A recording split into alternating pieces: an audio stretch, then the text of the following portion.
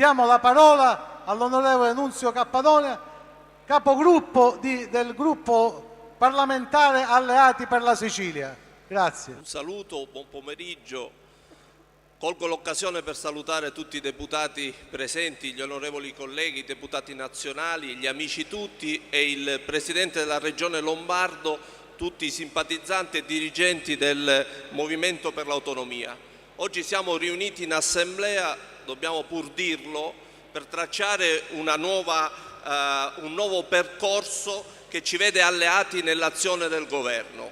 Come voi sapete, e vorrei che se ne parlasse, perché oggi si parla di un terzo polo in Sicilia che vede l'UDC, FLI, l'MPA, vorrei che da questo momento si parlasse anche del nostro movimento politico che è nato all'Assemblea regionale il 19 maggio ed è formato da 6 parlamentari, un movimento politico che si ispira ai valori del solidarismo cattolico, un movimento politico che vede 6 parlamentari radicati sul territorio e che si sono messi insieme appunto per allargare e dare sostegno al terzo polo. Quindi vorrei e pregherei gli alleati da questo momento di parlare anche dell'APS, Alleati per la Sicilia.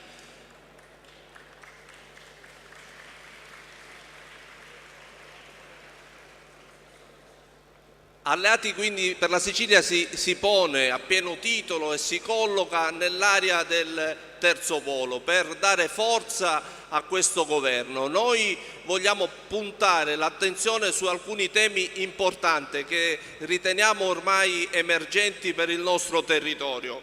Quindi fattori e porre l'attenzione soprattutto sulle difficoltà delle famiglie e sulle nuove emergenze e sulle nuove povertà, ed è tutto questo che sta creando in questa fase un divario tra la nostra regione e le regioni del nord. Vedete, oggi molti giovani e molte donne soffrono la disoccupazione, sappiamo che mancano gli ammortizzatori sociali, quindi noi abbiamo un obbligo, quello di agire su 2 temi importanti, che è il lavoro e il sostegno alle famiglie. Lavoro, già questo governo ha fatto molto col credito d'imposta che guarda con interesse alle aziende che vogliono investire e soprattutto alla gente che ha più bisogno, ai disabili, e delle politiche della famiglia che debbono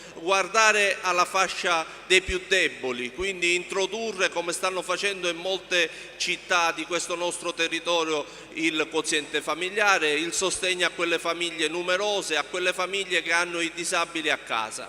Altre cose sono state fatte, come l'applicazione del piano di rientro, quindi la riforma sanitaria, la legge sugli appalti, tutte quelle cose che danno la possibilità di crescita e di sviluppo. Voglio anche dire che si sta agendo, grazie anche al lavoro fatto dalla seconda commissione, dal Presidente Savona, sulle partecipate. Ci siamo resi conto che la settimana scorsa è stato approvato questo provvedimento che dà la possibilità di risparmiare. Tante altre cose normali debbono essere fatte. Raffaele, noi saremo al tuo fianco insieme a tutti gli altri colleghi, perché vogliamo che la Sicilia debba poter